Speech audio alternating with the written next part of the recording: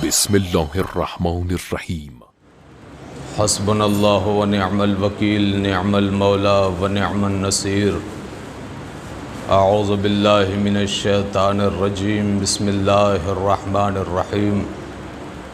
الحمد للہ الذی لا یبلغ مدحتہ القائلون ولا یحصی نعماءہ العادون ولا یؤدی حقہ المجتہدون الذی لیس لصفتہ حد محدود ولا نعت موجود ولا وقت معدود ولا اجل ممدود فطر الخلائق بقدرتہ ونشر الریاح برحمتہ وابتدى بالصخور میدان ارضہ۔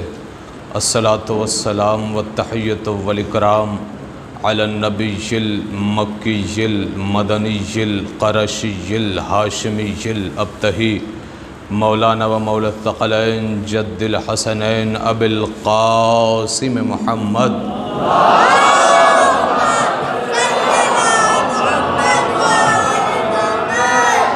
وآلہ الطیبین الطاہرین المعصومین المظلومین ولعنۃ اللہ علی اعدائہم وغاصب حقوقہم ومنکر فضائلہم ومصائبہم وولایتہم وشجاعتہم وشفاعتہم۔ اما بعد فقد قال رسول اللہ صلی اللہ علیہ وآلہ وسلم من کنت مولا فہذا علی مولا۔ صلوات پڑھیں محمد وآلہ۔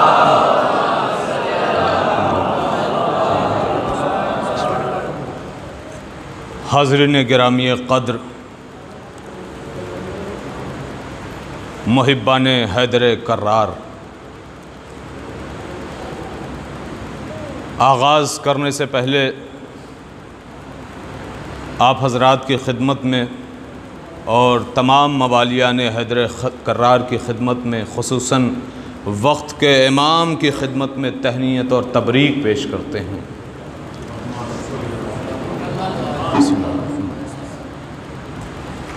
آئیے غدیر اور مباہلے کے حوالے سے جشن کا آغاز ہو چکا ہے، باقاعدہ طور پر تلاوت اور اس کے بعد حدیث قصہ اور نعت خوانی بھی ہو گئی۔ بس ذرا سا شمع خراشی اور اس کے بعد شعراء کرام آپ کے سامنے ہوں گے۔ تمام تعریف اس اللہ کے لیے کہ جس کی مدحت تک بولنے والوں کے تکلم کی رسائی نہیں ہے، نہ اس کے حق کو کوشش کرنے والے ادا کر سکتے ہیں، نہ اس کی نعمتوں کو گننے والے شمار کر سکتے ہیں، نہ ہمتوں کی بلندیاں اس کا ادراک کر سکتی ہیں، نہ ذہانتوں کی گہرائیاں اس کی تہ تک جا سکتی ہیں۔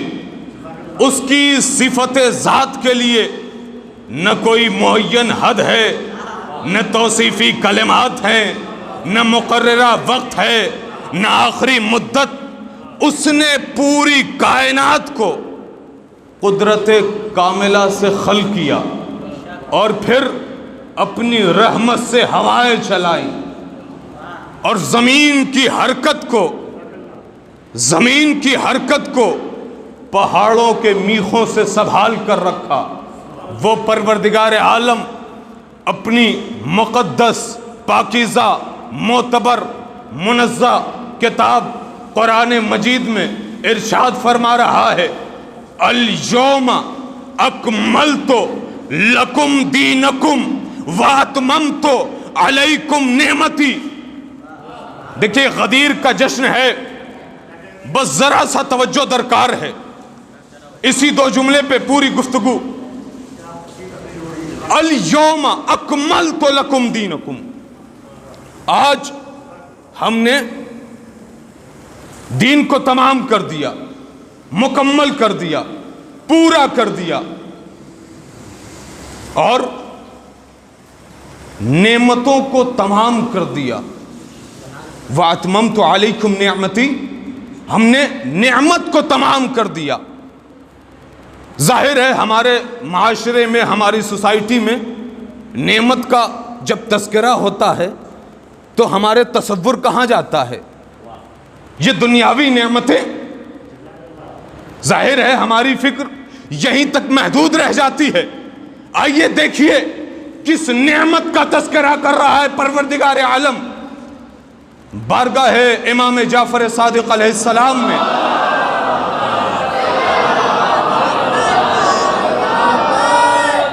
ایک شخص آیا اور آنے کے بعد کہتا ہے مولا، یہ پروردگار عالم نے جو نعمتوں کا تذکرہ کیا اور کہا تم سے نعمتوں کے بارے میں سوال کیا جائے گا، یہ نعمت ہے کیا؟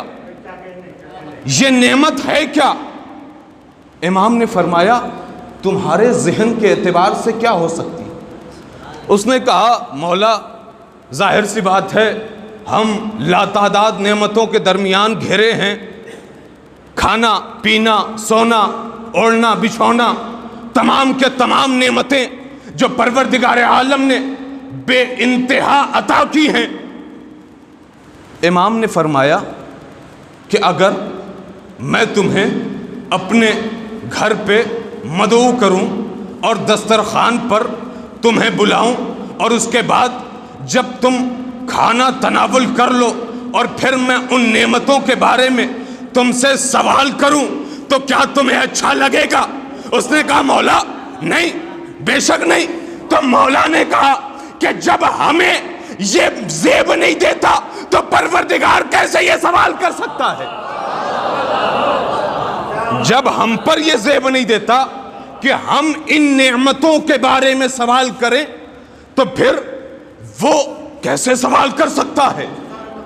وہ شخص آگے بڑھا مولا تو پھر نعمت کون سی ہے؟ وہ نعمت ہے کیا جس کے بارے میں سوال کیا جائے گا؟ میرے مولا نے کیا ارشاد فرمایا؟ غدیریوں کا مجمع ہے، توجہ رہے۔ امام نے فرمایا وہ نعمت ہم ہے، نعمت اللہ۔ پروردگار عالم ہمارے بارے میں سوال کرے گا، اس لیے کہ ہم ہیں نعمت اللہ، ہمارے بارے میں سوال کرے گا۔ اور پھر کیا خوبصورت جملہ کہا، ہم ہیں اللہ کی نعمت۔ اور یہیں سے آغاز ہو رہا ہے گفتگو کا۔ آج نعمت کو تمام کر رہا ہے۔ اتممت علیکم نعمتی، اگر تم نے زندگی بھر نمازیں پڑھی، روزے رکھے، حج ادا کیے، خمس و زکوٰۃ ادا کیا، سارے کار خیر کر لیا، اگر ولایت علی نہیں تو سب برباد۔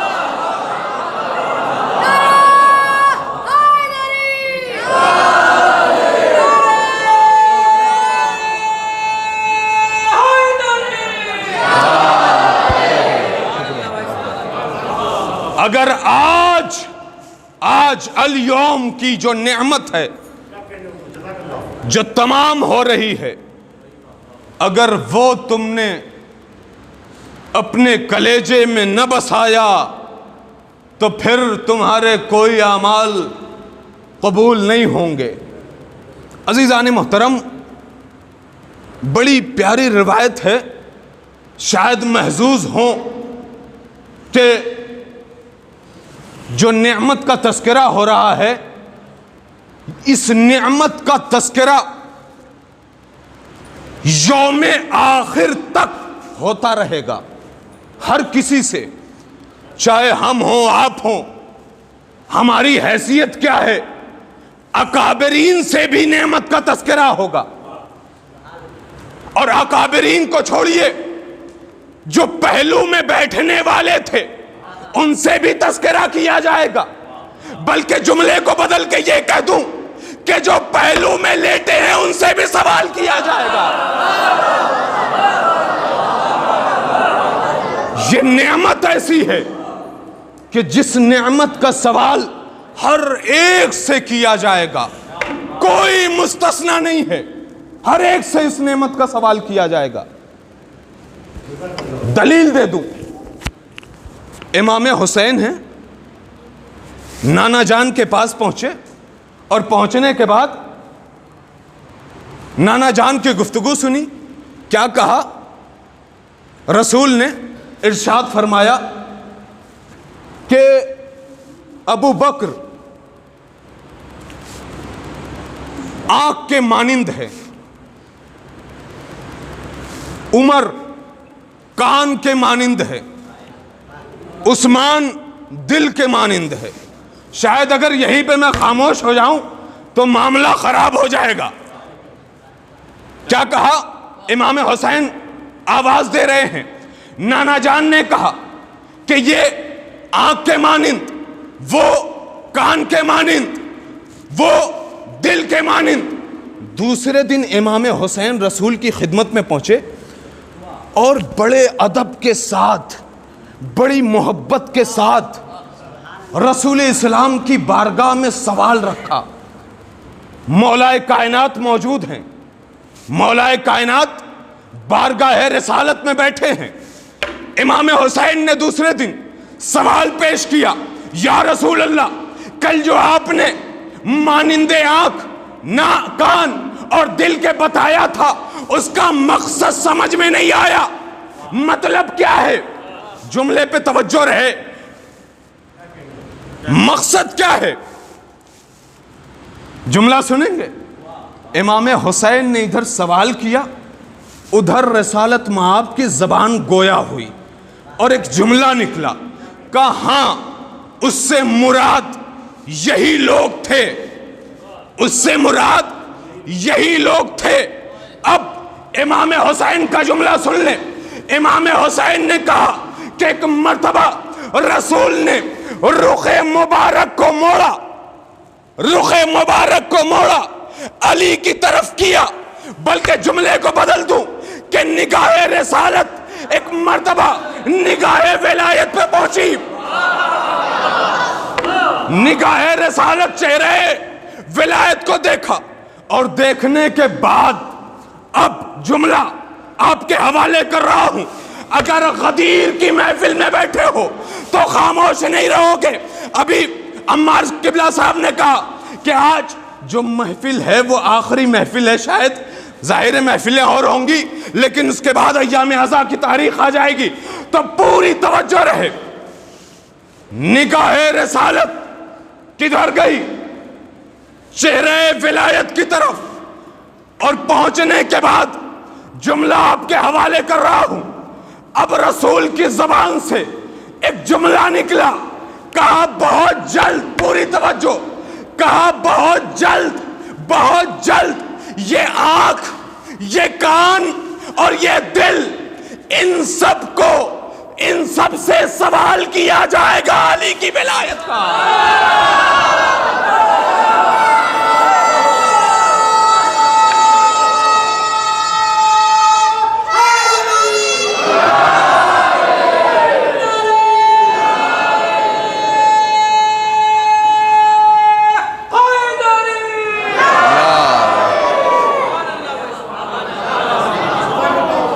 ان سب سے سوال کیا جائے گا ولایت علی کے بارے میں، ولایت علی کے بارے میں.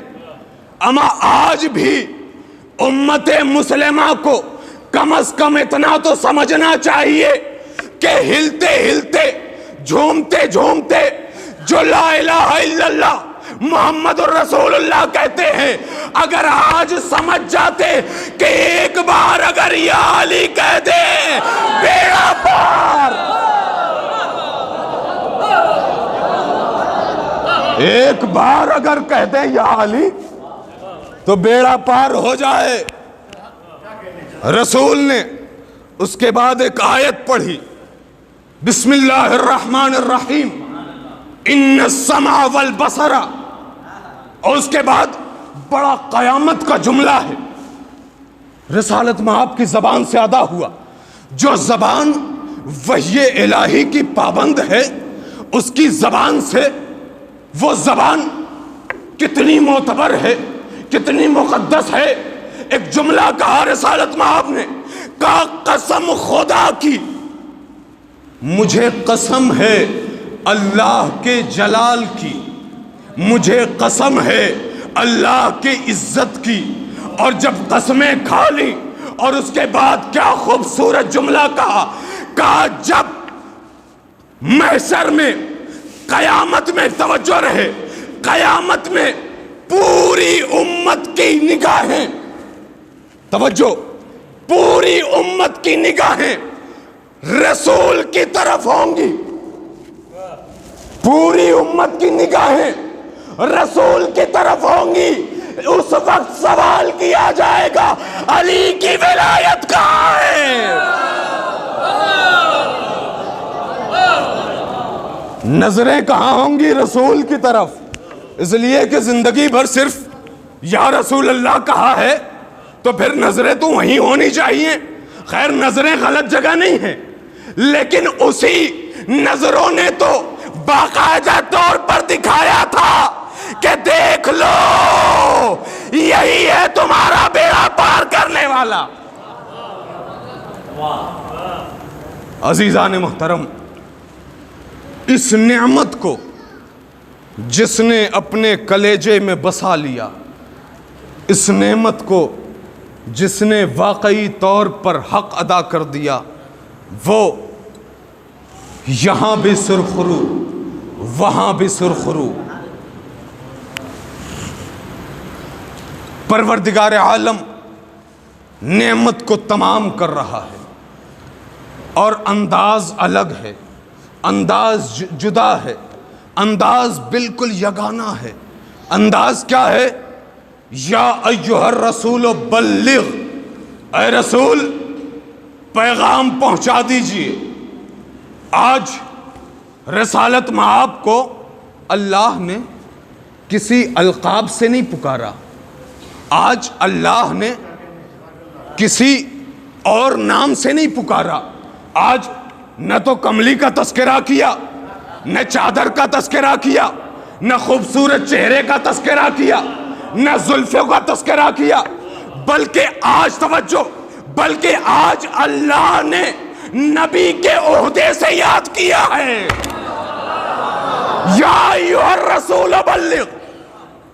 رسالت نبی کا عہدہ ہے، رسالت نبی کا منصب ہے. یا ایھا الرسول بلغ، پہنچا دیجئے جو آپ پر وحی ہو چکی ہے. ایک ذہن میں بات آ رہی ہے کہ پروردگار عالم نے شاید رسول سے مخاطب رسول کہہ کے اس لیے ہوا کہ تاکہ دنیا کم از کم اتنا تو سمجھ جائے، توجہ، اتنا تو سمجھ جائے کہ ایک بھائی کو ولایت نہیں دے رہا ہے. اللہ نے یا ایھا الرسول بلغ، یا ایھا الرسول کہہ کے اس لیے خطاب کیا کہ ایک بھائی کو تمغہ ولایت نہیں دے رہا ہے، بلکہ ایک نمائندہ الہی کو عطا کر رہا ہے. نمائندہ الہی کے سر پہ تاج ولایت سجا رہا ہے، اور انداز بھی الگ ہے. ہمیشہ بزم رسول لگا کرتی تھی، لیکن آج کسی بزم میں نہیں، بلکہ آج حاجیوں کے درمیان اعلان کرنا ہے. ظاہر ہے اعلان بہت سارے آئے، کوئی مسجد میں کر دیا، کوئی 4 صحابیوں کے درمیان کر دیا، کوئی راستے میں کر دیا، کوئی سفر میں کر دیا، لیکن آج ماحول بالکل الگ. پروردگار عالم نے ادھر وحی کی، ادھر نبی کی زبان سے جو آگے چلے گئے ان کو روکو، جو پیچھے ہیں انہیں بلاؤ. اور جب سب کے سب آ گئے تو اب نبی نے کجاؤں کا منبر بنوایا، پالانے شتر کا منبر بنوایا، اور منبر بنوانے کے بعد اب مولا کائنات کو قریب بلایا. توجہ رہے, گفتگو تمام ہو رہی ہے. مولا کائنات کو قریب بلایا. مجھے تو ایسا محسوس ہو رہا ہے کہ جیسے کبھی کبھی آپ حضرات نے بھی دیکھا ہوگا کہ شمع جلتی ہے تو پروانے آ جاتے ہیں, پروانے آ جاتے ہیں, اور پروانے آتے ہیں تو کچھ اتنے جلد باز ہوتے ہیں کہ آگ کی لپیٹ میں آ جاتے ہیں, کچھ آگ کی زد میں آ جاتے ہیں. اما غدیر میں نبی نے ولایت کا شمع جب جلایا تو چاروں طرف سے آگے والے پیچھے والے سارے کے سارے پروانوں کی طرح جمع ہو گئے, لیکن کچھ ایسے تھے جو ظاہری پروانے تھے, ارے خود جل کے خاک ہو گئے.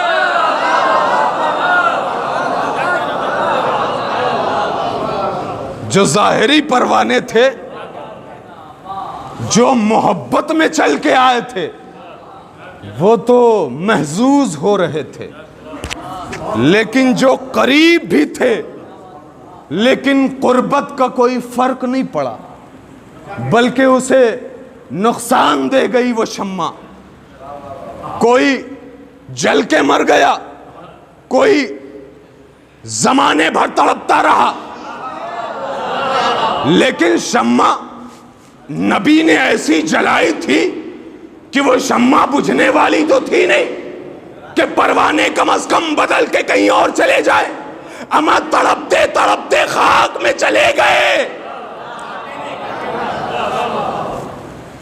لیکن مولا کائنات کو قریب بلایا, اور بلانے کے بعد عرشے پر جو منبر کا سب سے اونچا مقام ہوتا ہے عرشہ, اس پہ مولا کائنات اس سے ایک زینہ نیچے, اور عرشے پر رسالت مآب کھڑے ہیں. اب جملے پہ غور کریے کہ روایت کہتی ہے کہ جب رسالت مآب نے خطبے دے لیے اور خطبہ دینے کے بعد صاحب کتاب نے لکھا کہ مولا کائنات کو بازوؤں کے ذریعے رسالت مآب نے پکڑا, اور پکڑنے کے بعد غور کیجئے گا, نبی عرشے پر ہیں اور ایک زینہ نیچے علی ہیں. نبی نے بازوؤں کو پکڑا, اور پکڑنے کے بعد اب نبی نے اٹھانا شروع کیا.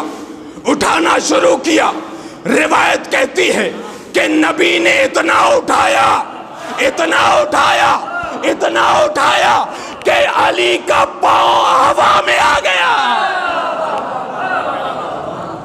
نبی کا پاؤں ہوا میں آ گیا, اور علی بلندی کا اس آسمان کا نام ہے کہ جسے نبی نے بلند کیا ہے. اما نبی کے لکڑی کے منبر کو غصب کر کے اس پر بیٹھ کر خود کو بلند کرنا اور ہے, علی نبی کے ہاتھوں سے بلند ہونا اور ہے. وہ میدان غدیر ہے جہاں ولائیوں نے میں نوش کی اور غیر ولائیوں نے نہ جانے کون کون سا نشہ نوش کیا ہوگا. اس لیے کہ ایک کیفیت تو تھی نہیں, کیفیتیں تھیں, جس کے اندر جتنا درد تھا ویسی ہی کیفیت. بڑی اچھی شاعر نے تشبیہ دی ہے فاصلے کی. فاصلے کی تشبیہ جو ہے بڑی خوبصورت دی ہے. کرتاز صاحب, خم غدیر کو نسبت ہے یوں سقیفہ سے. خم غدیر کو نسبت ہے یوں سقیفہ سے کہ جیسے چشمہ زمزم سے ہو شراب کی بات. خم غدیر کو نسبت ہے یوں سقیفہ سے کہ جیسے چشمہ زمزم سے ہو شراب کی بات. لہذا وہ علی جس کے ولائیوں نے محفل کو سجایا ہے، علی ہر مقام پر، ہر میدان میں، چاہے وہ علم کا میدان ہو، چاہے وہ حرب کا میدان ہو، چاہے وہ کوئی بھی آزمائش ہو، علی ہے ہی اس ہستی کا نام کہ جس کا دامن کسی بھی اعتبار سے بدنما نہیں ہے، کسی بھی اعتبار سے داغدار نہیں ہے، اسی لیے تو وہ علی ہے. آپ کو ایک مقام پر لے کر چلوں. جنگ احد میں جب رسول کو لوگوں نے زخمی کر دیا اور رسول زمین پر گرے، ایک نشیب میں آ گئے، شیطان نے آواز دی. کیا آواز دی؟ مات محمد، محمد فوت ہو گئے. یہی تو کہا تھا مات محمد. اب جتنے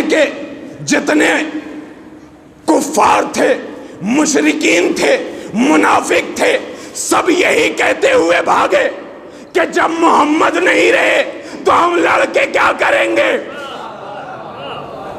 بھائی مجھے نہیں پتا کہ جنگ احد میں شیطان کے کتنے مقلدین تھے، لیکن بھاگتے ہوئے اکثر دکھائی دیے اور یہی کہہ رہے تھے کہ جب محمد ختم ہو گئے تو ہم جنگ کر کے کیا کریں گے. لیکن صاحب کتاب نے لکھا کہ ایک علی تھے کہ جو پروانے کی طرح رسول کی حفاظت کر رہے ہیں،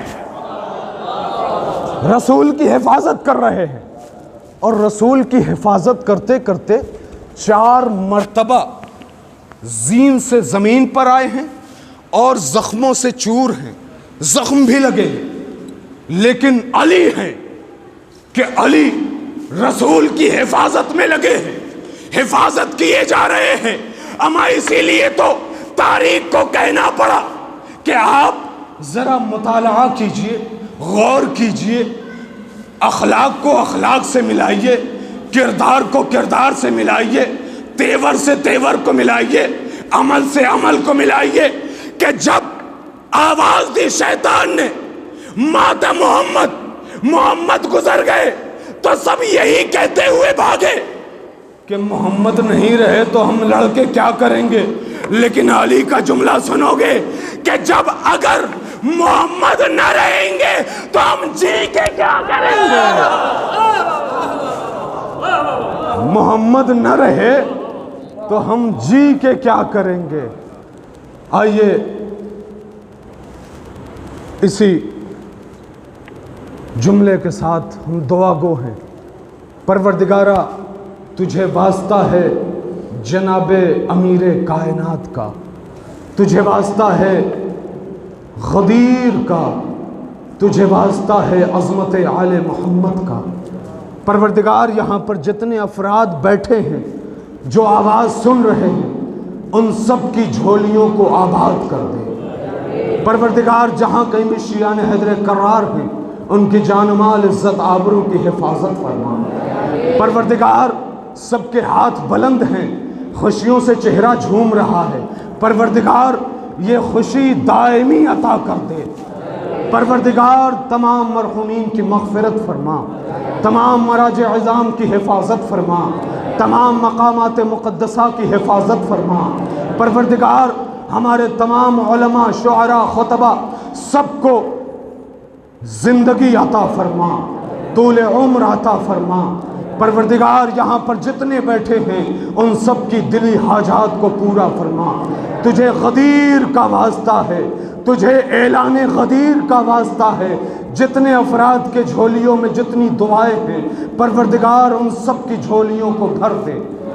آخر میں ہم دعا کریں گے، پروردگارا ہمارے امام کے ظہور میں تعجیل فرما، ہم سب کو سچا عاشق بنا دے.